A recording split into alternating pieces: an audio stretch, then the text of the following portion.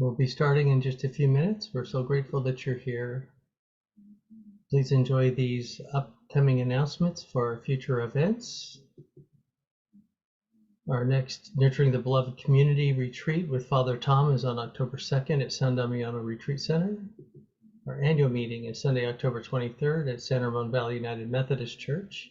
The potluck will be outdoors in the courtyard, and the program will be indoors with masks. And our first annual fundraising dinner will be Sunday, November 7th at Mount Diablo UU Church.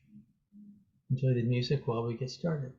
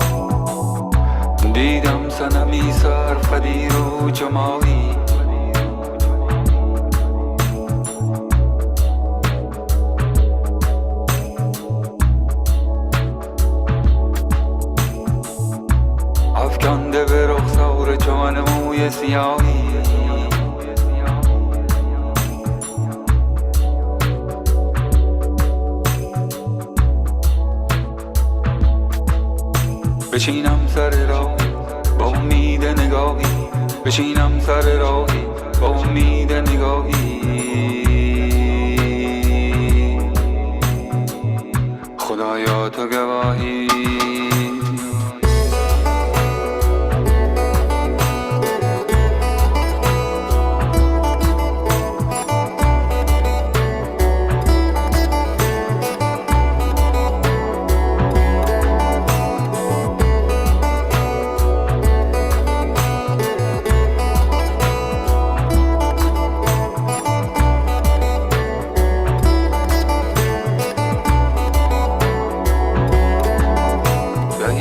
و زهی عشق ما راست خدایا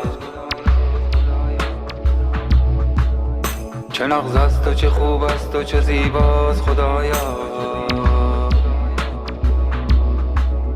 چه گرمیم از این عشق چه خورشید چه پنهان و چه پیداست خدایا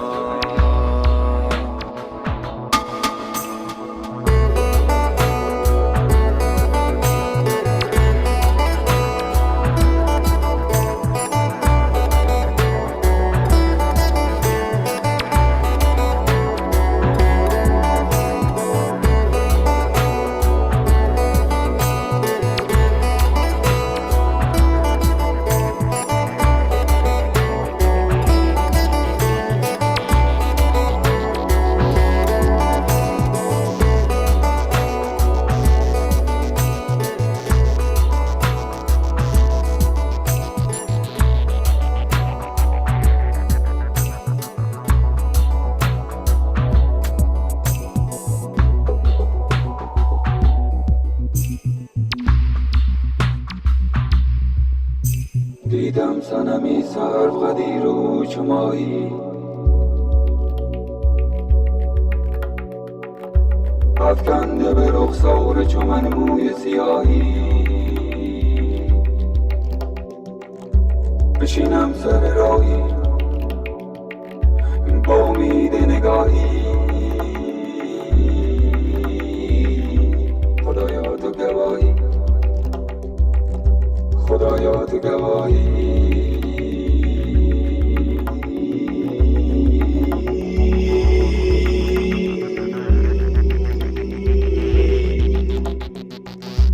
خدایا تو گواهی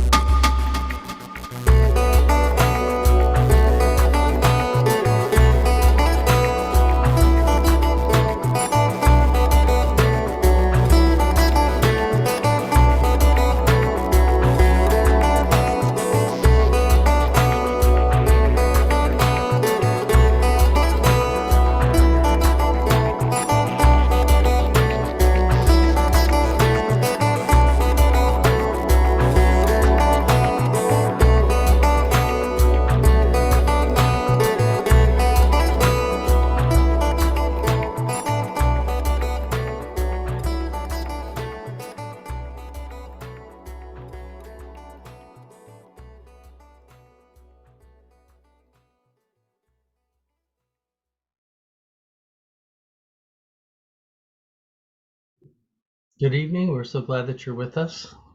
I'm Reverend Will McGarvey, Executive Director of the Interfaith Council of Contra Costa County.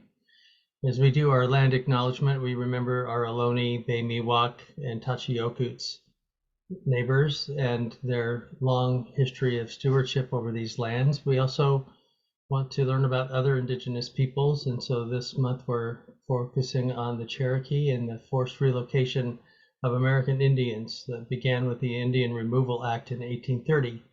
In 1838, the Cherokee Indians became the fifth major tribe to experience forced relocation to Indian territory. The Cherokee Nation is made up of Eastern Cherokee, Southern and Northern, and then those that aren't connected to those particular land groups. And their ancestral homelands were in parts of North Carolina, Tennessee, Georgia, and Alabama. And they were forced off of their homelands to land set aside for them in what is now the state of Oklahoma.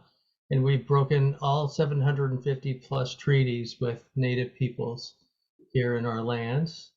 And as we recognize the Cherokees, we also remember that 15,000 Cherokee were removed by the U.S. Army, but also the Choctaw, Chickasaw, Creek, and Seminole tribes were the other tribes that were forced to relocate. Over 100,000 Native Americans from these five tribes were forced to move.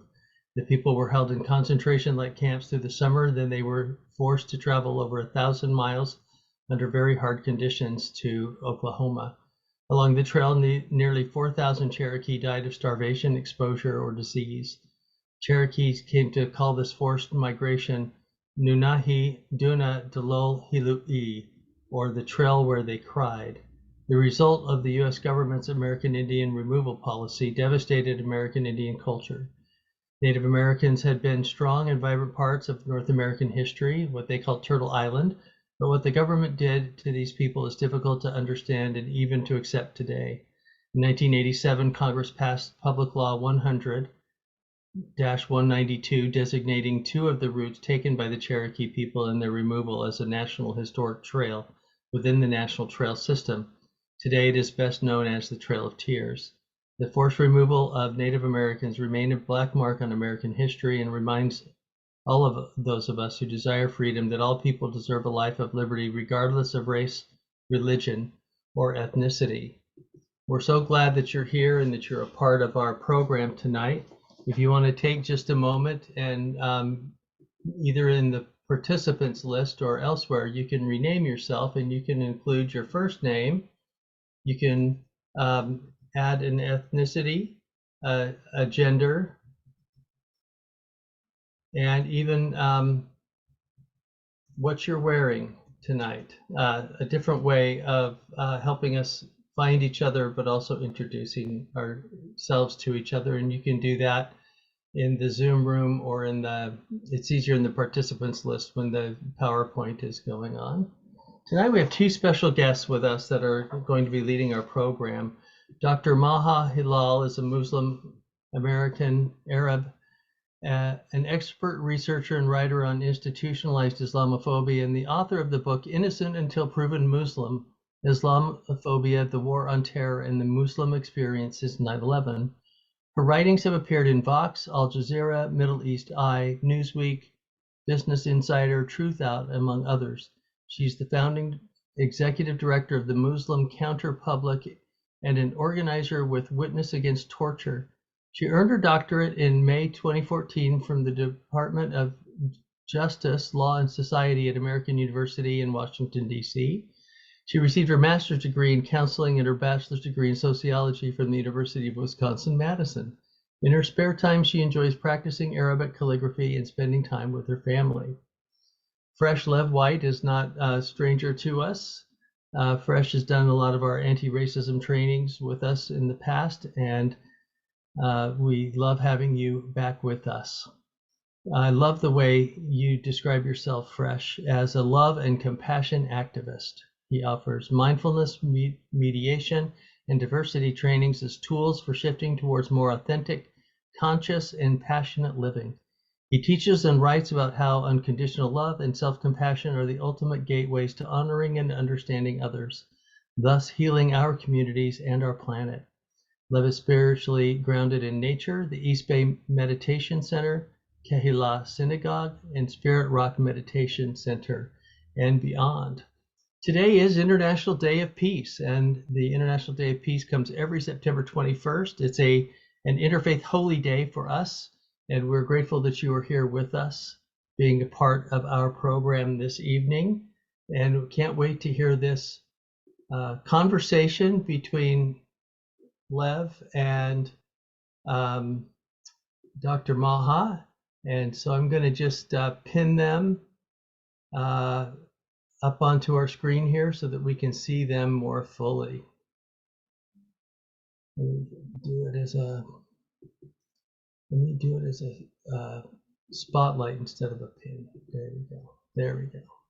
I think we're set, and you're all set. Thanks for being here tonight, and I really appreciate our process for creating tonight, as well as the amazing content that we have to look forward to.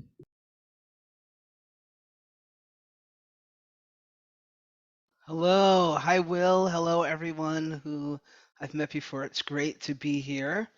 Thank you so much for inviting me back, and Will for inviting myself and Maha into this program. So my name is Lev, and you can see on the screen a little bit. My pronouns are he, they, love, and why not? I'm here on Lishon Ohlone territory, in an area also known as Oakland, California. I'm an African American being with sort of kinky hair and sort of a goatee. I think that's what they call it when the beard's just around the mustache. wearing a light blue shirt and a pendant that's a heart that represents my name, Lev. And I want to start this evening with just calling you in. So, inviting you to settle into this moment, this time with us. We've got about 80 minutes left. So, maybe just taking a moment and feeling your feet on the ground if you're sitting, or feeling the weight of your body if you're lying down or standing. And then just noticing the cadence of your breath. You don't have to change anything, but just notice the sensations in your hands.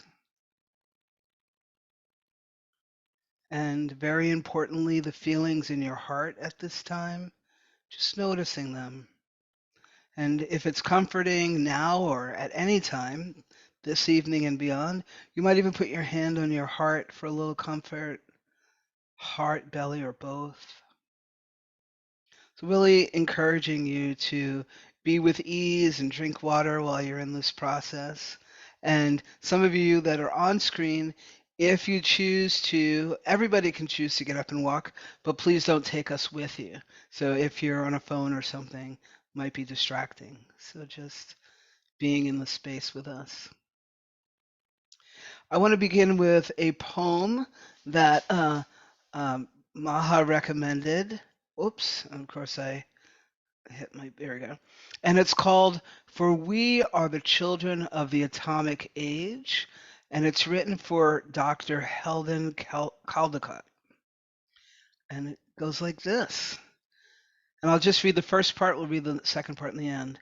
For we are the children of the atomic age. Before our birth, our genes were coded and spliced. Yet the earth is beautiful. For fallout the wind brings that we cannot see, for nuclear power plants and missiles mapping our trails, yet the earth is so beautiful. For the deception of powerful men pay and pay, for their so strange illusion of boundless power, yet the earth is so beautiful.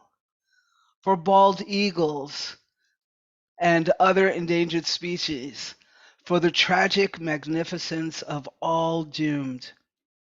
Yet the earth is beautiful everywhere. For people born today who will not live too long, for the medical profession which has no enduring cure, yet the earth is beautiful, still beautiful. I'm just scrolling, sorry. For how we turn to flora and fauna for healing and love. For how those men's visions wins out over the earth, yet the earth is still beautiful. How we dream again of her green vegetative hair, how they dream of an abstract ghostly heaven, yet the earth is beautiful. For our irradiated food and pesticide-drenched crops, for our vast indulgences that led to these disasters, yet the earth is beautiful. For foolish men's dreams of escaping the stars, for their deadly machinery and all its effects, yet the earth is beautiful everywhere. For how the polar caps are really melting, for all prophecies of falling into the sea, yet the earth and sea are beautiful. For the thousands of species that have already died, for us who would like to survive, for the earth, the sea, sky are beautiful, so beautiful. And we'll pause that poem here and bring the second half at the end. And I'd like to just mention how beautiful it is that you're here, how beautiful it is that you care, that you're interested, that you want to know. It is beautiful against all the odds. Where you're not supposed to care, and all we're conditioned to think about ourselves. I'm appreciating the expansion of, or the expanding mind and heart that you're bringing to this conversation. So I want to come and talk to our speaker. Thank you, Dr. Maha Hilal, for joining us and choosing that poem. Um, and may I call you Maha during this conversation? And please come on and say hello. Yes. Hi, everyone. And yes, please definitely call me Maha. Just to give you a description of what I look like. Well, first I go by she, her, hers. I identify as Muslim and Arab, and I'm wearing a black shirt, a hijab that's red and black and white, and red glasses. Thank you. Thank you so much. We'll begin by, we're in an interfaith congregation, or friends of, if not part of them. Can we begin by talking about what it means to you to be Muslim, and what is the core of the religion that you follow? For me, being Muslim is a lot of things. When I grew up in the United States on the most part. And when my dad was alive, he died when I was 10. Sorry.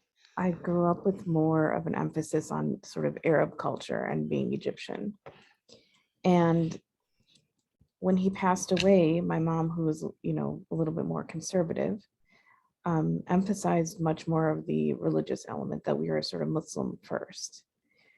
And so since growing up and since sort of losing my dad at the age of 10, and just kind of growing up with, I think, a stronger sense of being Muslim has meant a lot of things. First, it's, I grew up in Wisconsin. So it meant, and a lot of times, being otherized, kind of being stared at when I was a little kid, people not knowing how to say my name, although that's more of an Arabic thing. But kind of growing up in sort of opposition, and on opposition to the norm, right? And most people that I grew up around, were considered themselves Christian. And so, the things that would be more immediately obvious to people, like, I don't eat pork, or, I started wearing my hijab when I was 12 years old. So those kind of things, and just, feeling different, and growing up from the get-go, feeling like you are living in sort of a different reality.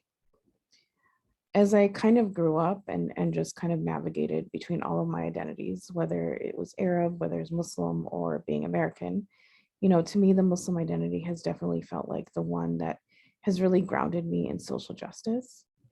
And, I tend to not be a very dogmatic person, but what I've always appreciated about Islam is how much emphasis there is on social justice, and that you should always do the right thing. You should stand up against anyone who is being oppressive, even if it's your parents.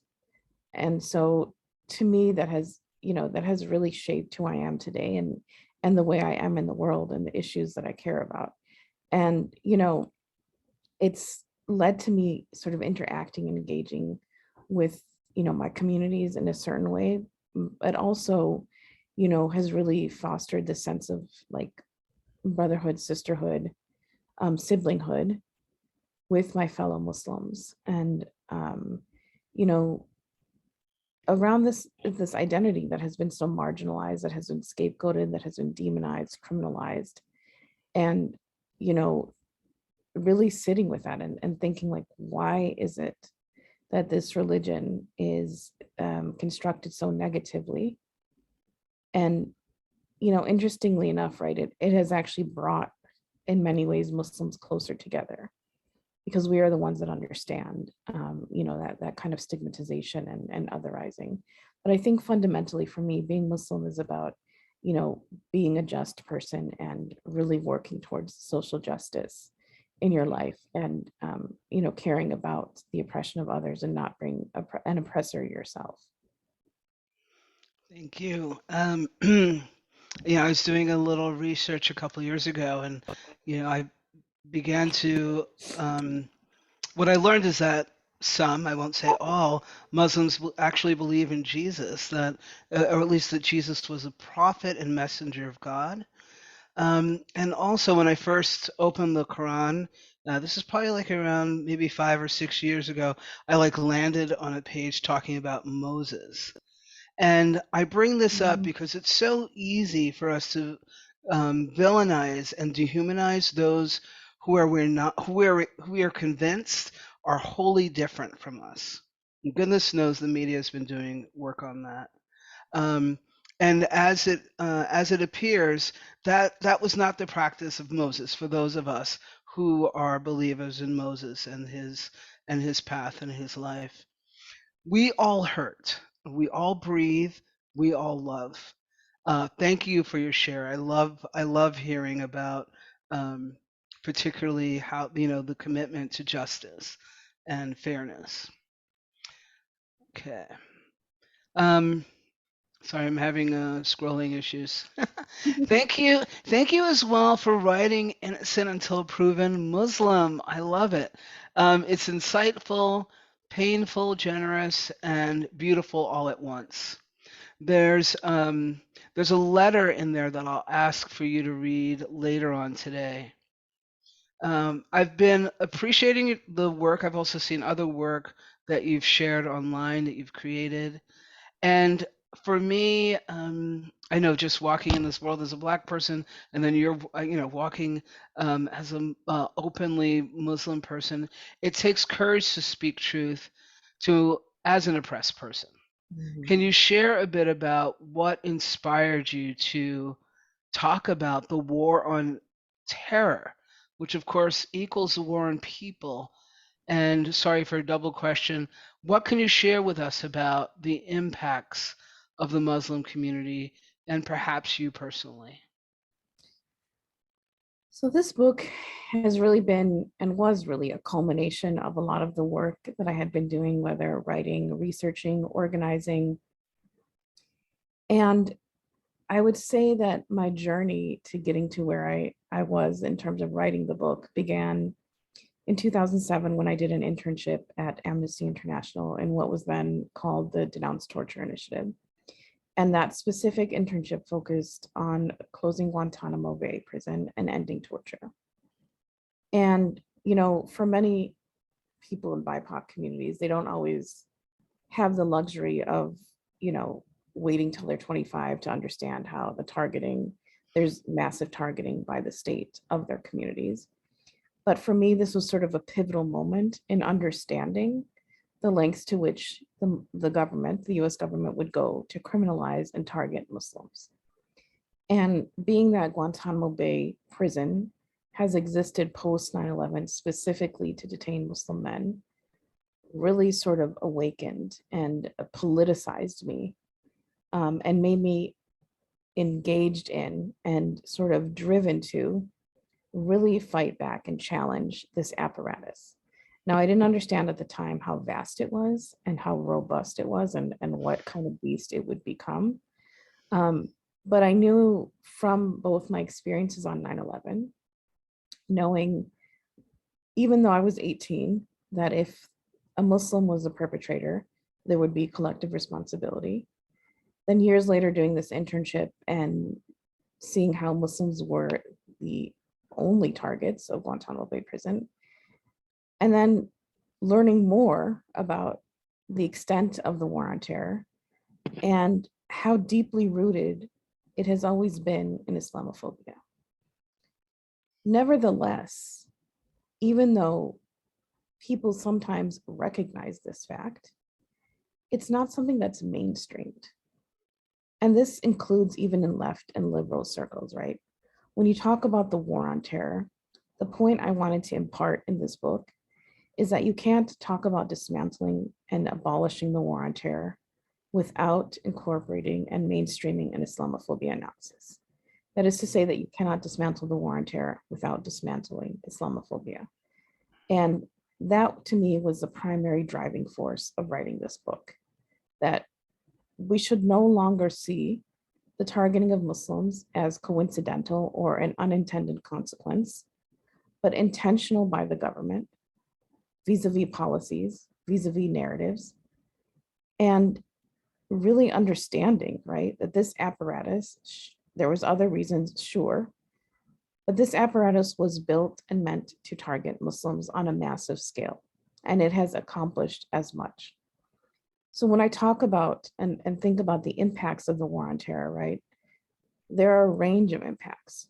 We could start with lived experiences, the average Muslim. Some Muslim students are bullied at school because of their religious identity, right? Because people associate even the youngest of kids with the trope of terrorist. And then we can see how this sort of escalates, right? From racial profiling to detention, to torture, to assassination.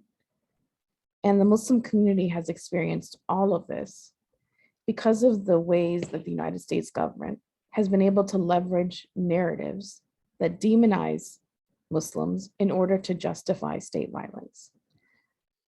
So for me, this book was really important. I wrote my dissertation on a very, similar sort of topic. But at the time that I wrote the dissertation, I knew Islamophobia was fundamental to understanding the war on terror. But I wanted to go deeper into that. And I wanted people, again, to see and to recognize that we have to incorporate Islamophobia in our understanding. That we wouldn't have a prison like Guantanamo Bay post 9/11 with just one religious group, for example, for white Christian men. It simply wouldn't happen. And so what do we make of that? How do we understand it? And what does that mean in terms of the interventions we utilize to dismantle this violent apparatus? Thank you so much for that powerful share. It's painful, to say the least. And I'll just say again, so important that you're out and talking about it and naming it in all the places that you do. So I appreciate that, and I appreciate your personal share, your experience as well. Within the book, you talk about the 5 dimensions of the war on terror. Can you share with us what those are? Yes. So I was trying to answer the question in my book of what is the war on terror? Probably all of you are familiar with this term. It's a term, in fact, that former President Bush used on September 20th of 2001 in a speech 9 days after the 9/11 attacks. And he talked about this, quote, war on terror. What he was describing in his speech was a war that, in retrospect, we would come to know would be nebulous and never ending. And in most cases, people think of the war on terror as sort of militarism and warfare abroad, that we can narrowly conceive it as being sort of the war in Iraq, the war in Afghanistan, drone strikes in Somalia. But the war on terror is much bigger than that. The apparatus was designed to target Muslims and other marginalized communities on a much greater scale. So I wanted to wrap my head around, how has the war on terror been implemented both domestically and abroad? So 1, again, to get this bigger picture of what it was. Number 2, to tie what was happening domestically with what was happening internationally. And number 3, to be able to forge this international solidarity, to be able to understand how the war on terror is affecting all of us, whether it's other countries taking on the war on terror, the US's war on terror, or other countries fighting their own war on terror. The war on terror has indelibly impacted all of us. With that in mind, I thought of a taxonomy. I conceptualized this taxonomy. So that is to say that in my book, I wrote about 5 dimensions in which the war is being fought. This includes militarism and warfare, draconian immigration policies, federal terrorism prosecutions, surveillance, and detention and torture. So that to me kind of covered And I'm sure there's other things I could add, but that to me were sort of the foundational pillars that covered the gamut of the violence that has been inflicted on Muslims in the course of the War on Terror. And in the book, I go through different examples and different laws and policies on each of these dimensions, to sort of give a better idea of how these tactics have been used, these dimensions have been manifested in the War on Terror. But needless to say that if we only understand again the War on Terror as being one dimension, then we're missing out on understanding how all of the violence is interconnected. And in the United States, violence is always interconnected. And one thing I specifically say in the book is that US wars don't end. They simply morph into new wars that preserve the brutality of wars past. So understanding the cumulative impact and totality of the violence is critical. Thank you. Thank you so much. And then my next question. So how do we dismantle this? Where do we begin?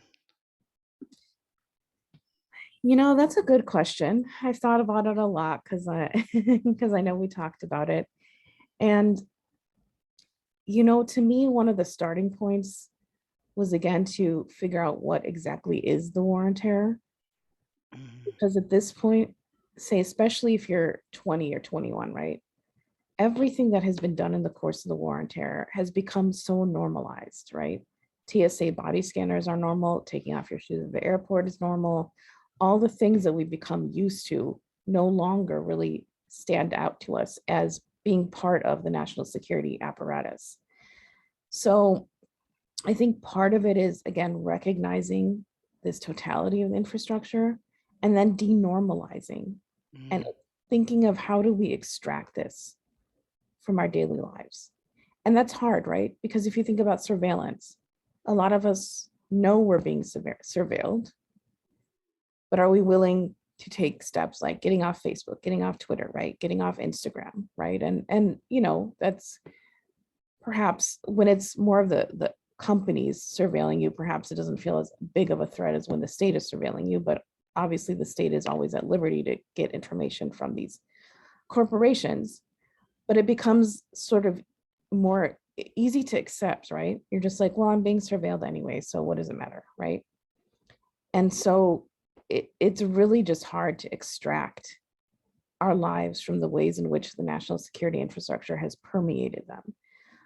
But nevertheless, I think, you know, one of the keys is becoming knowledgeable, right? When I reflected back on different presidential administrations that have, you know, continued the War on Terror, I can say a lot of Muslims, for example, got more involved in combating these national security policies when it came to Trump, because Trump was expressing an overt form of Islamophobia. And if you didn't understand what came before that, then you would think sort of Trump was an anomaly. And Trump was, of course, more overtly Islamophobic, right? But Trump was building a violent, his legacy was built on the violence of his predecessors. And he wouldn't have been able to get to where he was had it not been for what Obama and Bush did in the course of the War on Terror. So for me, one of the biggest parts of this question is becoming very educated and understanding the longevity of this war. And of course, my reference point is 9/11. That's just a reference point in terms of understanding a particular way that the United States government has leveraged and weaponized national security. But of course, you need to look back historically, right, to understand this trajectory of violence and how it's just recycling some of the tactics that were previously used. So I would say first, educating ourselves about what this violence looks like. Second, I would say, you know, trying to resist at every conceivable moment, right? And this is hard because as a Muslim, and I'm sure Lev, you experience this too, you know, when the more you speak out, the more you become a target. That's just an inevitable consequence of speaking out. And so finding community to work with and to resist with so you don't feel like you're a target on your own. I think that's really, really important. And then I think per the one part of the book where I write about internalized Islamophobia, I think that's especially important. And if we broaden this to just talk about internalized oppression, right? So the ways in which these, BIPOC communities or any communities that are being oppressed internalize and really take in the dominant narrative, the oppressor's narrative, and most problematically become participants in the oppressive system themselves. And how do we undo that? A lot of times in the Muslim community, emphasis is on external Islamophobia. Mm-hmm. But there has to be an emphasis on how we ourselves are perpetuating the very system that we're fighting against. Thank you so much, and particularly that later part about lateral oppression, which is like the probably the primary tool of oppression is simply having people go after each other or think of each other as so different that they don't matter. I really appreciate that and everything you shared, and the other part about education. So knowing, being able to name it, read about it, learn about what is the war on terror, why is Muslim hate okay? Why is that part of a dialogue that can happen and nobody cares, right? We know these are human beings. And then I was thinking about how you said, for you were 18, and I'm thinking anybody born maybe in 2005, 2006, right? Because they were just young enough to, this is all they know, right? All we know is surveillance, and just give them your data. Just give them your data. Yeah, and I'm reminded that two of the last presidents of Facebook, like they don't let their children use social media. They're out there talking about it, and we're so, um, we're so busy trying to, what's the word, peer pressure each other into doing these things. And then on top of it, the parents that are overwhelmed. So there's lots of reasons we can't, and there's lots of reasons why we have allowed ourselves to get here, because we all allow it. We're all allowing it. And I love that you talk about being with and working with community that shares your values, because so that when you're not on Facebook, maybe you're having tea together and having a conversation about, how to dismantle some of these systems. I think the next question I had, I might change things around a little bit. Like the war on drugs, which is essentially racist in its targeting of Black and brown people, it has created billions of dollars for private prisons, the businesses that supply them with goods, law enforcement, weapons manufacturers. Have you been able to track a little bit about how money has, where the money, what the impact of finance or the impact of the war on terror on our general finance, which we forget comes out of our pockets? Right. I mean, there are a lot of organizations, corporations that are profiting from the war on terror. And, some people even argue that the war on terror was solely about economic interest, and that, uplifting this terrorist threat was simply about getting more money in the pockets of billionaires. I think probably it's both. And, when we look at the ways the war has panned out, whether it's private military contractors, right? Whether it's Amazon hosting the CIA on their web services, whether it's Raytheon and Boeing serving as weapons manufacturers to fight wars abroad, there are so many people profiting in the infrastructure of the war. And that is one of the reasons why, sometimes economies improve during war, right? Because there is so much money going towards defense contractors and other agencies. So, war often is very profitable, right? Profitable for the wrong people. And it's taking away money from our communities.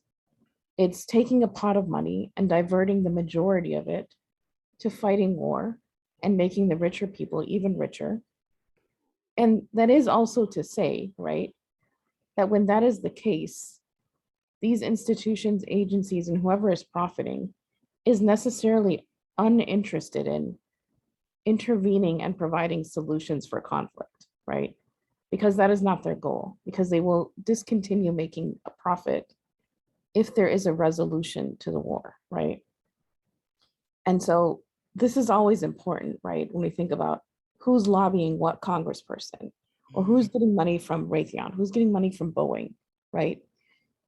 And how do we incorporate that into our analysis, right, of how this apparatus keeps being built and how it keeps thriving, right? And how it keeps becoming normalized so that these companies become invested in, I mean, they started out invested in, but they're invested in promoting violence.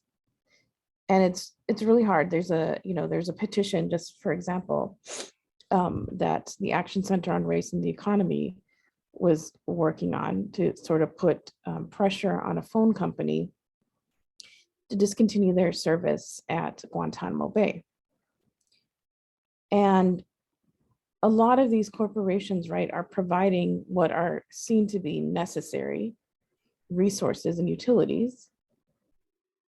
But at the same time, right, they are emboldening state violence, and corporations work hand in hand with the state to perpetuate state violence. So I'm glad you asked that question, because it is about who's profiting and then what becomes the motivation for perpetuating the war.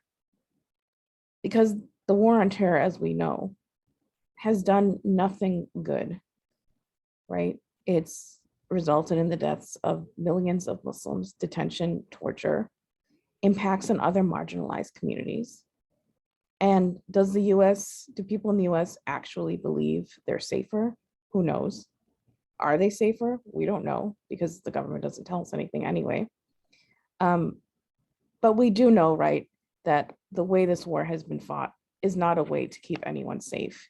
And so we have to think about, per your question, right, who is profiting and how do we think about that bigger picture in terms of how are we going to challenge this apparatus?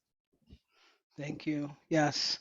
And throwing the media in there, because they're owned by these corporations, right? Whoever's the advertisers or whoever's in there. So we're only going to get part of the information. Thank you for that share. And then, of course, the next question is a little silly. I don't know why we have it there, but is the war on terror over? Well, it depends who you ask, because Right. last year, right, when Biden was withdrawing troops from Afghanistan, he said the war was over. Okay, there are still covert operations in Afghanistan. Mm-hmm. There are still drone strikes in Somalia and now ground troops. There's still many ways in which this war is continuing, but the US government likes to euphemize these tactics by calling it, for example, over the horizon capabilities. So we don't have to be in the country to target the people in that country. And if we're not in the country, it's therefore not war. So saying the war on terror is over is really just about making Americans acquiescent and making them believe, right, that they have more safety, that the US government is actually fighting in their interest, and that we can now feel safe. But we have to think about also this question in two ways, right? There are two sides of this war. There is the US government and the people in the US, right, who've sort of been fighting this war. And there are the people on the receiving end of the war. And if you told them the war was over, would they believe it?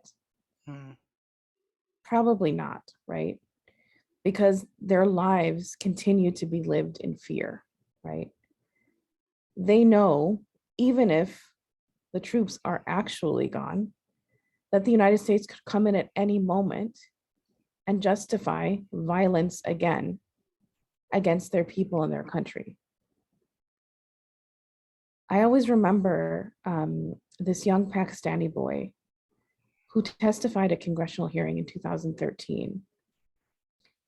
And he said something like, he no longer likes blue skies because that's when the drones fly. And that's why he prefers gray skies. And to me, when a child can't live in relative safety, and when a child bases their level of fear on the color of the sky, that means that it's still a war against them. And that means they continue to live in precarity. And that is the precarity we have allowed other people and made other people live in while we talk about safety and security for ourselves. Yes. This this tool that we call capitalism, which, whether you want to call it, people are convinced it's the only way. It's set up to sort of blind us so that we can't see what's happening. I'm remembering after or during the war on Iraq, I remember, I don't know if you saw this, there were people who put, the president said, go shopping. Like he literally said, go shopping. And there were posters up for encouraging people to go shopping. And then we've got this media box that is intentionally addicting us. Right? And it not just addicting us because we like music or we want to take yoga classes, but we have trauma in our hands. Right. So I know people who wake up and before they even greet the day, they're looking at the news to find out, to get that ping of trauma. Right. And we've talked about this here at the Interfaith and Contra Costa, just about noticing what we're feeling when we just open the news, and then do we choose to be in that trauma? Once the trauma comes, we can no longer, suddenly we can't see human beings on the other side of the trillion dollars that we're spending to kill people. Like we no longer have the capacity to think and to analyze, and so it's easy. And like I said, when we don't know people, we can villainize anybody, and in some ways make it okay. I may have missed it, but I have not heard our government encouraging a conversation between Russia and Ukraine. I've only heard, and this week we're sending 400 billion, and this week we'll send 600 billion, and this week, that's what I've been hearing. And you're getting back to what you're saying. It's just like, it's a spending party. Right. And they're spending our dollars, right? Not to get off track, while we're watching, I don't know what it's like where you are, but here it's just droves of people being driven from their homes due to lack of jobs and rising rents. There's no reason for it. So getting back to why we're here, and about your book, I'm grateful that I'm a little bit of an idealist. That's what got me through my own personal traumas and then being Black and masculine in this experience. And it hurts sometimes, but it doesn't stop me. I treasure seeing all beings living, working, and playing in harmony. I've had that experience to be in really diverse communities, and I think that's how it was meant to be. No matter your religion or spiritual practice, or whether you have none or not, whatever your skin color, your gender, your sexuality, and I just feel like I'm so blessed to be able to connect with so many different people. And of course, we have nature, the universe, and I believe that this is how the Creator or God intended it, that we take care of each other, that we see each other, that we're all sentient beings. I was really touched by a letter that you wrote to your brothers in Guantanamo, and I believe there are still 36 there as of today. And I'm wondering if you would mind reading it for us. Yeah, I can definitely read it. And I just want to comment on just like what you just said, because it was so beautiful. And I think, one of the problems of living in this country is, it reminds me of this song called The Poverty of Philosophy by Immortal Technique. It's this idea that we can't live the way we are living without the oppression of others. Like we have to sustain this way of living. And that's what we're okay doing, right? And I'm guilty of this, right? When we hear, for example, stories of the abuses that Amazon workers have to endure. how many of us actually stop ordering from Amazon, Right. right? Right. So, and maybe that's, you know, it's just the culture here, right? Like we're not actually cognizant and we're not actually able to think of living a life in which we're not causing harm. And that's seen as sort of acceptable. It's just par for the course. This is how it has to be. So I think that is a huge problem in this culture. And you know, one that I personally want to do better in addressing, because that is part of social justice, right? It is about when you hear cases of people being oppressed, right? There are ways you can take action at an individual level, right? At least, you know, to show community and solidarity with others. I want to thank you for that. I want to add to that. I was listening today about, or yesterday, you know, about our environmental impact also often comes to the individual, right? So, and I remember being a kid and being like, okay, so I'm supposed to turn off my light, but the whole city's lit up, you know, in the middle of the night, right? But what I can do is be conscious and step up and name that everybody who ate today ate food, unless you're growing it yourself or growing the animals or the food the plants yourself, ate food that was provided by people who are earning slave wages. The people may have been, most of them are houseless. The workers who provide our food usually have to follow the food, so they're camping everywhere. And there's something about naming the harm that we're doing that's really important. And I don't know if you did say this, so I'm thinking about it. What can we do? I'm not asking this question, but necessarily, but it's like we can have impacts. And instead of throwing up our hands, because many people do, because it's too much, just choose something. Just choose something. Don't buy from Amazon or give to the farmers workers so that they can, you know, fight for getting a union. Like, just choose something that can help make a difference. It'll make a difference in us. And just like your book has had an impact, it will continue to have an impact. So please let us hear, if you don't mind reading this beautiful letter. So for context, this is a letter I wrote when I went on a delegation to Cuba in 2015 as part of a group called Witness Against Torture.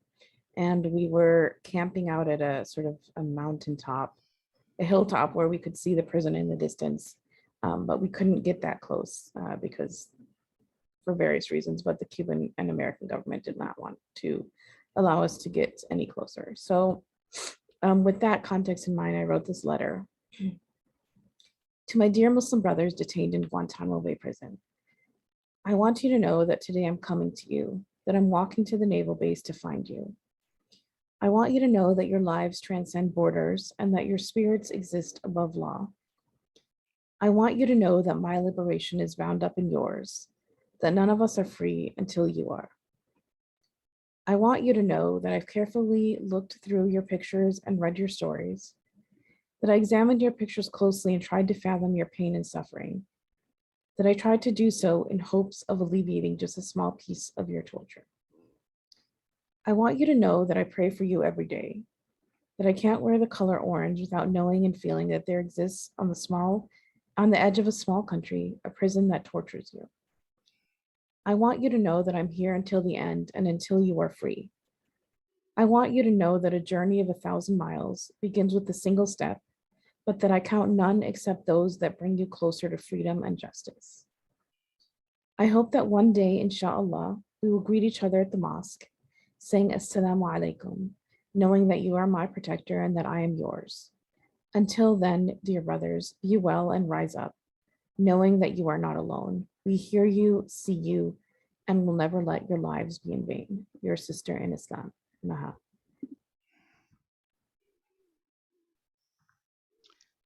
Thank you so much for sharing your heart, for sharing that. We're going to shift. You ready to shift, Maha? We're going to shift and bring more voices into the space. Will and Maha, I, and others. And we've got text on the screen so you could read what's happening. There's a little line between the PowerPoint and our faces. If you need to make it bigger, you can move the line over as we read.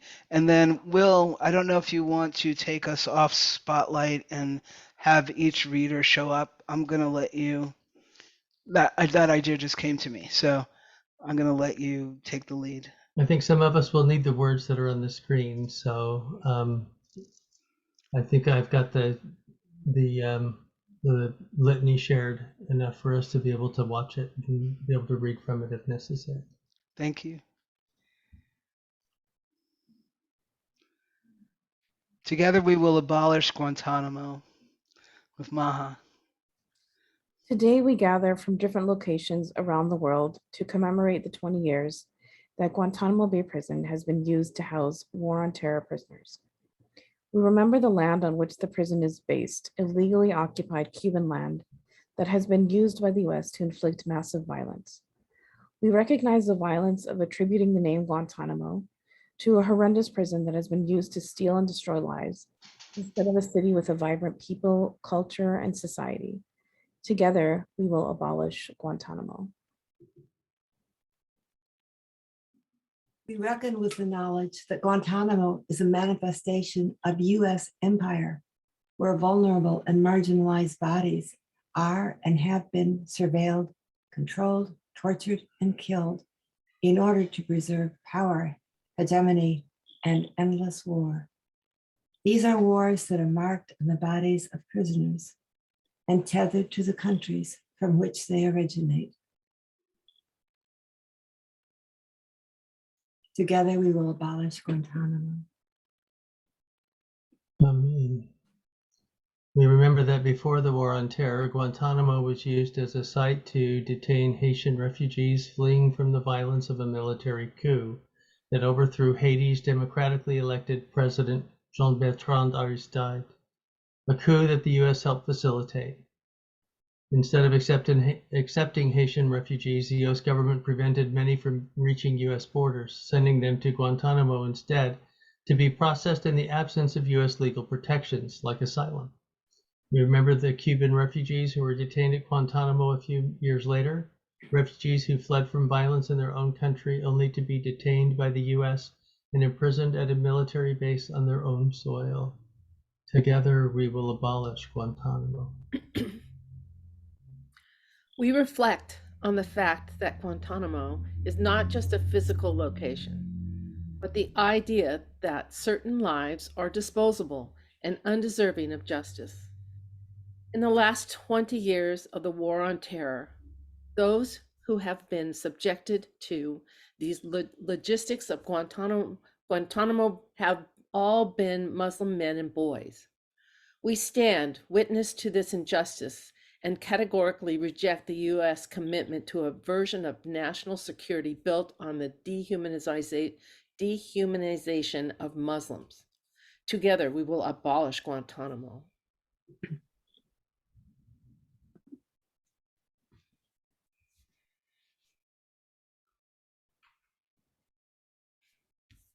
I think we're back to you, Maha. Oh, I thought I was 6. Okay. Today, we gather to mourn the detention, past and present, of the Muslim men and boys at Guantanamo and the reality of their detention, sorrowfully expressed by former prisoner Nizar Sassi, who, when asked to define the prison, responded, quote, "If you want a definition of this place, you don't have the right to have rights," end quote. We also mourn the deaths of the 9 Muslim men who died at Guantanamo, men whose stories have been buried with the truth about the US's violence. Together, we will abolish Guantanamo. Sorry, Fresh, this one's yours then. 6, right? Yeah, I thought so. We all wanted 6. It's a beautiful piece. Together we gather to affirm our support for the rights of Guantanamo prisoners, past and present, rights that have often only ever existed on paper that could not and cannot cut walls, bars, or any other barrier to true freedom. Together, we will abolish Guantanamo.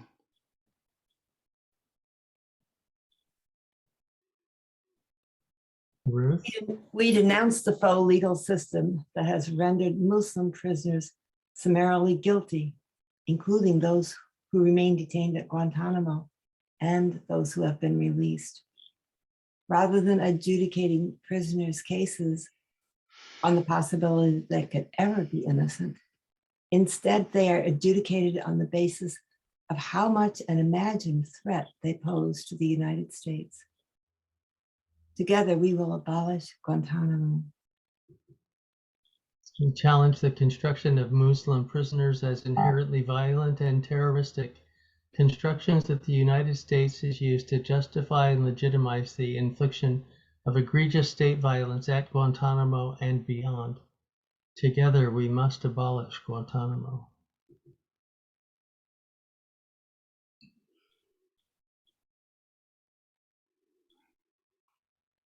Am I 9 and Maha 10? I think it's Diane, and then you, and then Maha for the last one.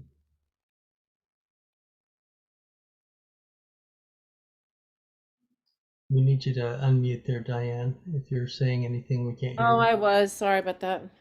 We stand in solidarity with prisoners' resistance and their fight for autonomy, self-determination, and an end to the injustice that has forced so many to the edge of death in order to reclaim life. Regardless of the length to which the U.S. government has gone to criminalize the men at Guantanamo, our solidarity means that we will walk with these prisoners this length back until there is true justice and justice for Muslims. Together we will abolish Guantanamo. As we continue the struggle to close Guantanamo, we know that its closure alone cannot rectify the injustice it has continued to cause for those still detained. We also know that even if Guantanamo is closed, this chapter of the U.S. violence is far from over. It lives on in the lives of those who have been released and who the government has altogether abandoned and callously disregarded.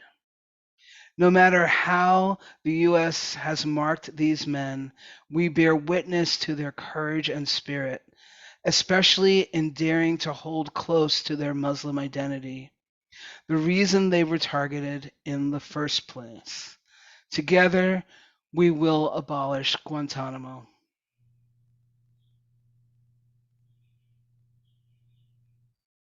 Today, we close by collectively renewing our commitment to challenge, confront, and disrupt the violence that is and has always been a part of Guantanamo Bay Prison. We do so with a deep sense of hope, not that the US government will do the right thing, but that we, the people, will shift the tide so far forward that there is no other choice but to reckon with and end this catastrophic project of the war on terror. We know our liberation is inextricably wound up with that of our brothers, and we will fight for their freedom until there are no shackles, chains, or bars that separate us. And then we will hear freedom ring. Together, we will abolish Guantanamo. Thank you so much for creating. Is there? Oh, okay, great. I've lost my screen view. Thank you so much for creating this, Dr. Hilal. And we'll post this this notice in the chat room for folks that if you want to use this anywhere else, you can please request permission before using it by emailing her at this email address. Thank you.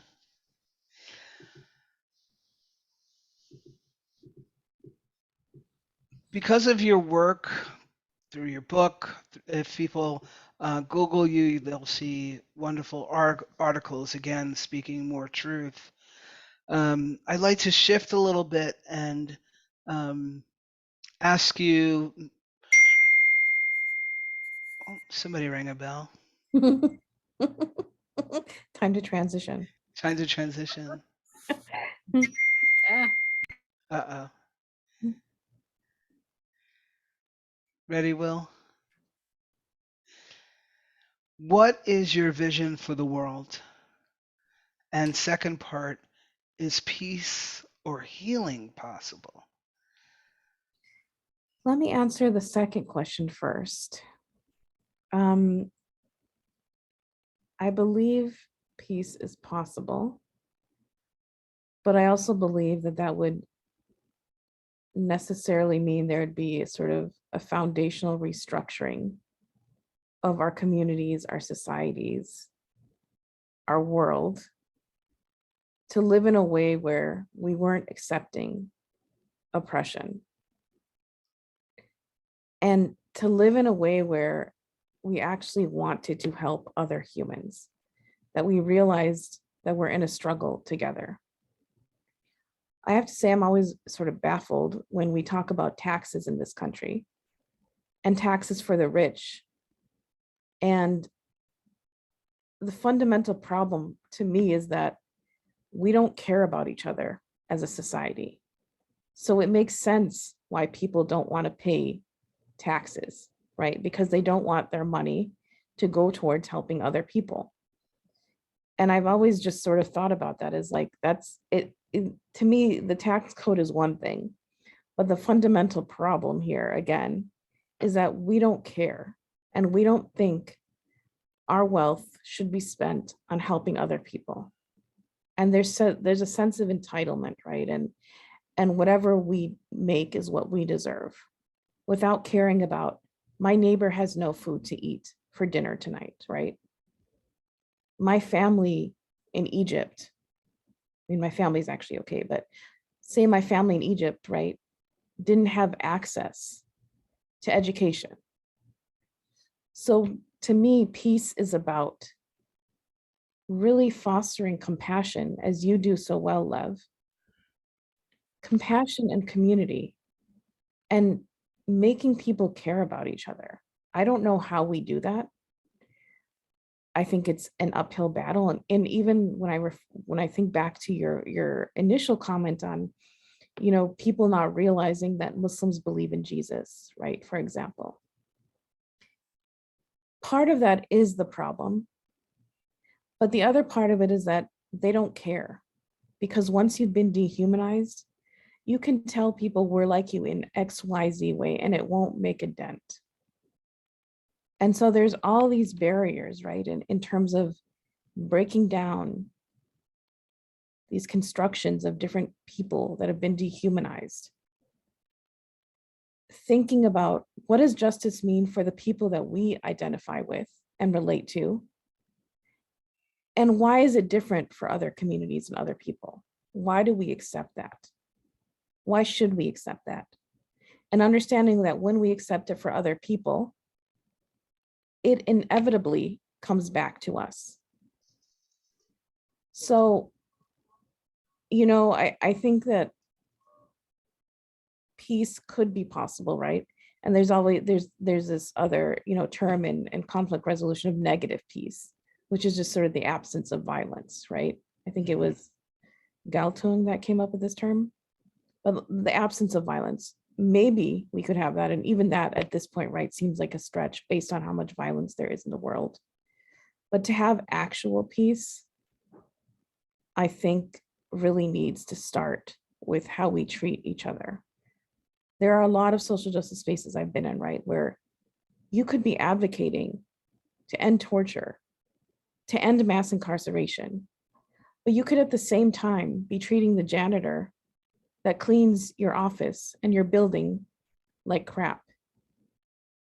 And understanding those connections, right? Like this starts from the beginning. This starts from our daily lives. This starts on how we treat individuals that we come into contact with every day, and realizing how interrelated and interconnected we are. Thank you. And before you answer the second question, I want to respond a little bit. Agreeing with everything you said, and we can't get there unless we're doing it within ourselves. And it's intentional. We don't honor ourselves. We're told that we're nothing, whether it's from governments or religion, that we're worthless, that we have no power. And until we begin the practice of understanding that we were created to be fully whole, taken care of, experience the abundance of the planet. Until we do that work of learning what our values are, because most of us can't name them, and then actually examining whether we're living them or not. And then the next step, the most difficult, is actually deciding to do the work that we may need to do to heal what's in here and to be the people that we want to be. Until we do that, our work with each other, it can't last. It won't hold up. And like you said, we'll come and we'll show up here and we'll really dedicated to this work. But meanwhile, the person who cleans our toilet, which I personally love clean toilets, we know is getting underpaid and we will do nothing about it. Right. So thank you for, each other. Exactly. Thank you. Just a quick comment on the idea of healing. I know that healing has sort of become more popular in a lot of social justice spaces, and I think it plays an important role. I think, however, sometimes when we talk about collective healing, some people use it as a replacement for individual healing. And I think that, we have to use a lot of caution with that, because there is a lot of collective trauma, whether you're talking about Muslims or other marginalized communities, right? But you do still have to realize your own trauma and how much healing you individually have outside of the collective, because you simply you can't just sort of heal yourself by proxy. So I always feel like that's a really something important that sometimes gets neglected. That's beautiful. Yeah, thank you for naming that. So important. And then for my vision of the world,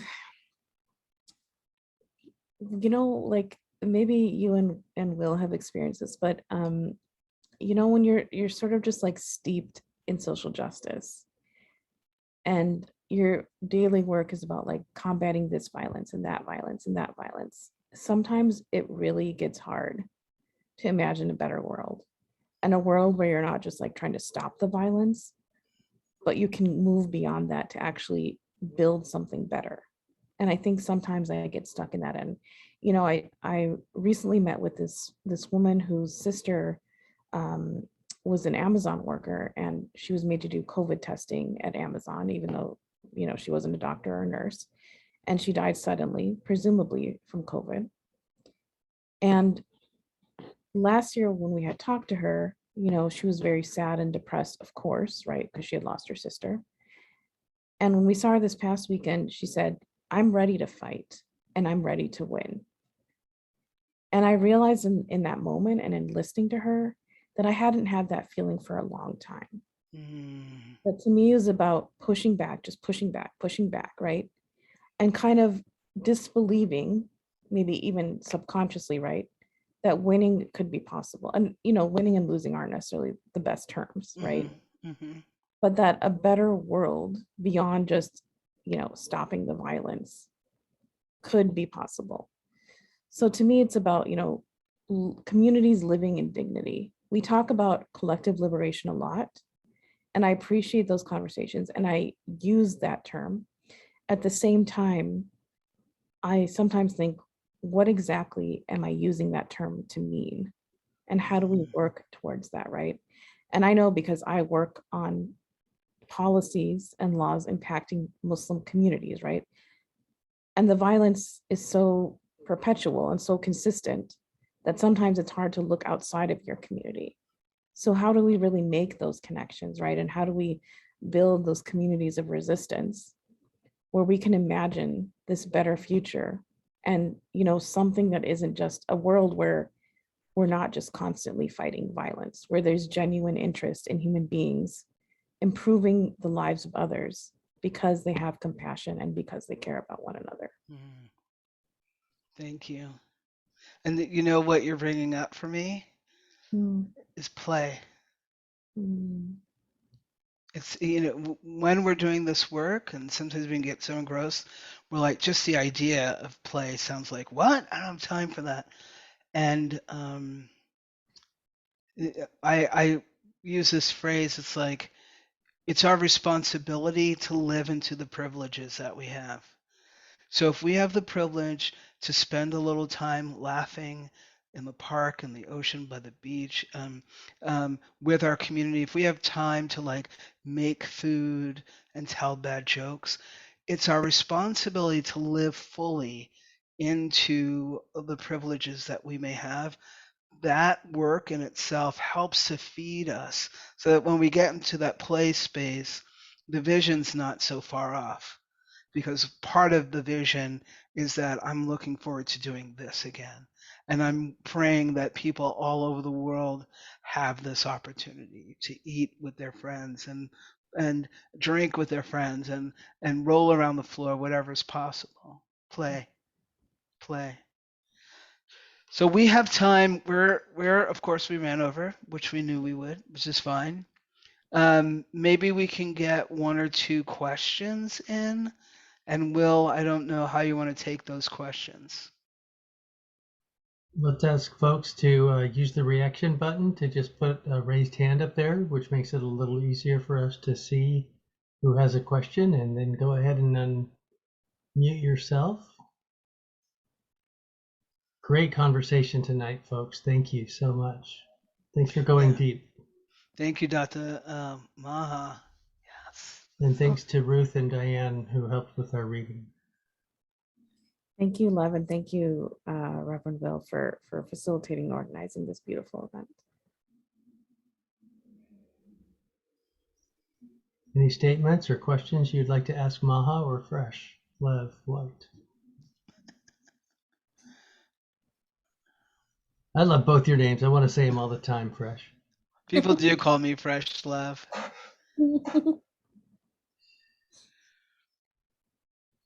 Yeah, we can't get to the justice part without love, right? Like Cornell, I was thinking of Cornell West's great quote that justice is what love looks like in public. Mm. And that means we have to know each other.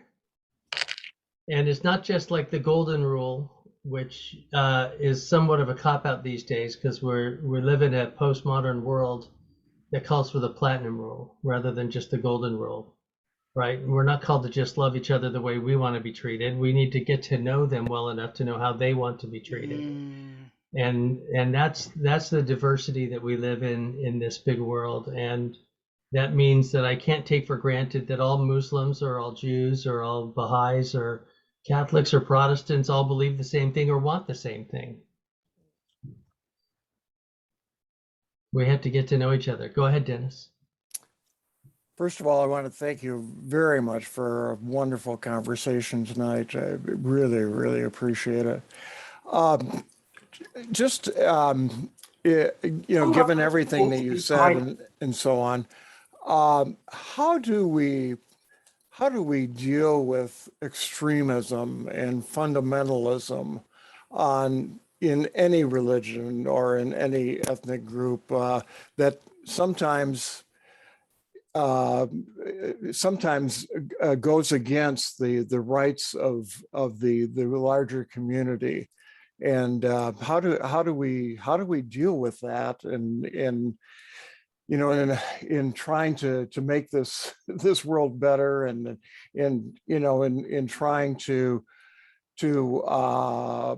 have the platinum rule and have the golden rule? How do we do that? I mean, I think we have to understand, so let me complicate the answer a little bit. I think we have to understand why certain individuals become more extreme or fundamentalist. I think, we have to talk about it in terms of which communities are becoming more extreme or fundamental. For example, if you have a group such as right-wing, white right-wing Christians, right? Where there you have the perception, their extremism is a lot of times based on the perception, right? That they're not getting their rights, or they're upset that they're going to become a minority in the United States in I don't know how many years. That's a different problem than people who become more extreme because, for example, they're pushed into neighborhoods where no one wants to live. They're treated in ways that are violent by the government. And it's not to say that the outcome of either we should accept, but it is to say that we have to understand the causes differently. And, I know that there is a lot of rhetoric now on extremism and how the United States government wants to tackle extremism. And it's lumping all these different extremists together as if the cause is the same. And I think that's very dangerous. And also inevitably comes back usually to target Muslims, because people use Muslims as the gold standard of extremism, and other extremisms can't exist without Muslims being extremists. Like, it's just not something people can fathom. So I think we just have to do a better job of understanding that. And, I've just, part of me wonders, like, and not to put you on the spot, Dennis, but part of me wonders if it was, a Christian and a Jewish person talking, if you would have had the same question, because of the ways that the idea of extremism, right, is so tethered to Muslims. And Muslims, we're always asked to respond to, what about those terrorists, or how can you explain extremism? And I know you qualified it by saying in any religion. Yeah. But Well, it is something that, in the Christian church, and in any case that we are, and you brought it up, right-wing people who, talk about Christian nationalism. I mean, it's definitely part of us, but you're right. I think, the reason, that I did ask is because how do we deal with, fundamentalism in any religion? Yeah. Thank you. Yeah. Do you mind if I? Yeah, please, Lev. I just want to make sure Maha's complete. Yeah. For the moment. Yeah, everything you said, and it was interesting listening to this person. I believe their title was like the president of like the evangelical Christian movement, and him denouncing extremism in the Christian community. It's important for us to remember that there are a small amount of people who have the mic. They're the ones who are able to get their voices out, and that it's really important to know that, and that they're influencing more and more people, but they're not the majority. That they're just, because of ways that we've all contributed, whether it's voting for the lesser of two evil or just not paying attention at all, we've gotten all these people in office that are causing this harm. There aren't that many of them. And I think the two more simple things that I want to say. One is follow the money trail, because that'll help you understand that there are people who are trying to maintain power, get more power, who are talking to people who don't have enough. Many poor white people are in these movements because they actually don't know that they vote against themselves constantly. They actually don't know that they're being hoodwinked, right? And then the other part is just to talk about trauma. When someone says, I want to be the richest man in the world, I hear a traumatized child. Mm. And what we're dealing with is a bunch of traumatized people with a lot of money and a lot of power. We can't get to them and talk to them, but what we can do with our neighbors and our family is we can get curious with them, not criticize, not judge. We can simply get curious with them and get to help us get to a place where maybe they can hear us too. So on the one-on-one, just not going to Uncle Bob and saying, I can't believe you believe this, but asking him, what about this is important to you, and how do you feel about the children that are impacted, and just getting really curious we can do on that level. So yeah, that's my response. Mhm. There are some movements that are actually working against domestic terror, which does tend to be more on the Christian right. and more white supremacy terror, Mm. that are working with interfaith councils like ours and others to help religious leaders know the signs.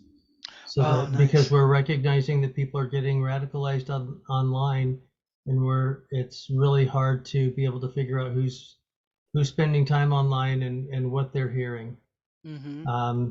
And Jale had a question for us, and then Yes. Yeah, Zula, if we well, have it's time. just that I wanted to make a comment is that labeling other people is what separates us. You label what group, they are this and that, then we are not part of one human family. If we think of ourselves as members of one human family, diverse group of people, it's like a flower garden. You see people of all colors and shapes and forms and beliefs coming together to build a community. I think my thought is always of unity rather than trying to separate people. And what I'm a Baha'i, and one of the statements of Baha'i faith is that don't treat others that you don't want to be treated that way. So you go the other way, and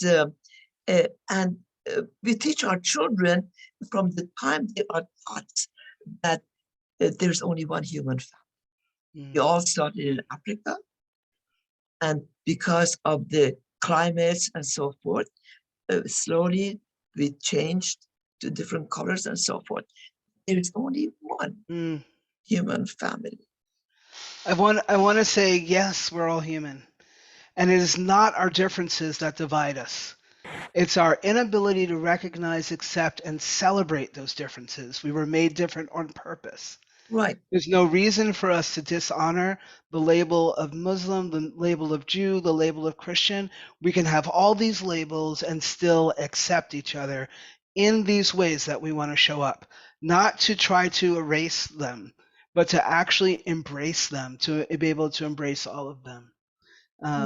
Right. I just want to name that it's almost 8:30, and anybody who stays later is volunteering to stay later. Just for anybody who feels like, some people are on the East Coast. Just want to name that. We did have. Lev, before we move too far on, I want to include something that Zula shared just with me. Okay. Is that extremism now is about race, not just religion, which I don't think has any say in women's issues. Race, religion, gender. Gender absolutely plays a role. Intersectional with a lot of these things, yeah. All of it with women, yeah. Sorry. Maybe Christine can be our last question, then we can move into our closing poem and final goodbyes. Christine? Yes, thank you so much. And I too want to just thank both of you for the depth of this conversation and just all of the thought that you put into everything you do. I just wanted to comment that I can think of leaders in the United States who have really tried to guide people toward caring about each other. I think about John Kennedy and the Peace Corps. I think about Barack Obama and Organizing for America that never got off the ground, unfortunately, because people did not respond. And I think about all of the high schools and even colleges who require students to do some community work in order to graduate. And I just think that there are a lot of good things going on, and we really have to, and of course, all of the interfaith councils. I think we really have to support and get involved in all of these, because I think that's what's going to encourage us to really show that love for each other. And again, I just thank you so much. Thank you so much, Christine. And before we read the poem and close, I just want to see if Maha has any last words. Well, I want to say two things. One is, I think, just hearing you, Christine, I appreciate your comments. At the same time, I think it's very important to be critical of US empire. So to me, Peace Corps is a very good example of that. And, to me, that's more an operation driven by imperialism and paternalism than anything else. And so I just say that because we have to think of interventions and ways of being in the world that aren't built on moral superiority or the superiority of one people over the other. And in many cases, in the ways that the United States operates, that is definitely the premise under which they're operating. And then second, Will kindly put in a link for a Guantanamo Survivors Fund that I started. My organization started, Muslim Counterpublics Lab, with No More Guantanamo's Heart and Witness Against Torture. And it is a fund meant to provide limited financial support for men who have survived Guantanamo, because for those of you who aren't very familiar with the challenges they face, they're often resettled in third-party countries, or even if they're resettled in their home countries, they're not really privy to the agreements that are made between the US and the other country. So they are unaware of the resources they have. Oftentimes they have no resources, and the United States government all but abandons them, leaving them with no financial resources, legal status, etc. So this is an effort, a citizen-driven effort, to really help these men rebuild and try to resume whatever semblance of normalcy they can in their life. So any donations you can give towards this cause would be much appreciated. And that is, what's the link? I can't. Oh, here we go. So can we put that link? It's not in the chat room, It is. bit.ly/Gitmo Survivor Fund. Thank you. Or you can use your camera for the Take a image. photo. Wonderful. Thank you. Thank you so much, Dr. Hilal. I'm going to read this piece. And so ending the poem, the end of the second half. For now, nature's subtle patterns resemble one another, how fireflies mirror the distant stars, and Hindu palaces look like children's sandcastles, and the sea contains butterfly-patterned fish. For how black bats spread darkness with their caped wings, and light and shadow coruscate in a dance. And me with my scrolling. For how shadows sew the living and dead together, and spirals connect us, fetuses, nails, corpses, in the world's coiled web. For how the willow's slender leaves drop like tears, and foxgloves, little delicate bells of dawn, sway to the going of the wind. For how mountains are molded like breasts, and cow parsnip umbels, delicate as grandma's white lace, and coalesces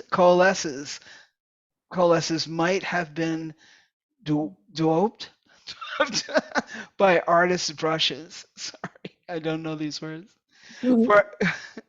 For how bird of paradise have beaks sharp as feathered birds, and hummingbirds, fishes, frogs, and stars share in the world's iridescent luminescence.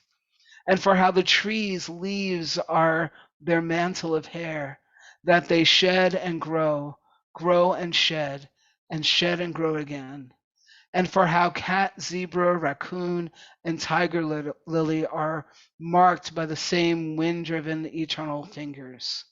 For how our eyes sparkle like jewels, illuminating darkness, brown for the earth, blue for the sky, green for the sea.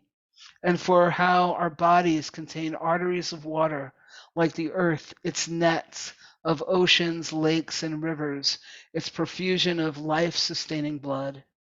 For how the sun rises each morning on its own legs and disappears each night into a mesh of crimson darkness. And for how the moon trails the sea after it, like a bride, a billowing wedding train. For how fresh snow, like froth and foam, caped waves, and for the rainbow painting arches of the sky. And for how we are here today in the flesh, and for how soon there may be few left like us. For we are the children of the atomic age.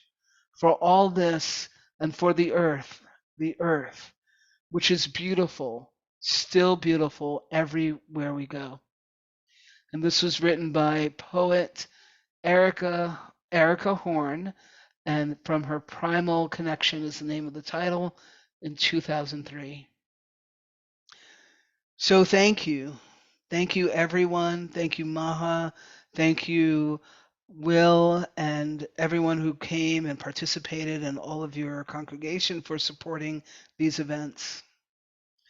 May we all live in peace and safety.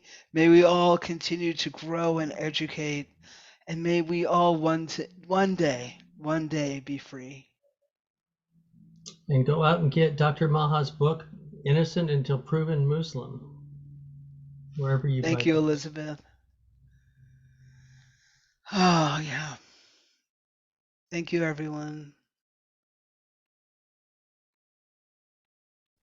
Thank you, everyone, for coming, and hope to be in community with you soon.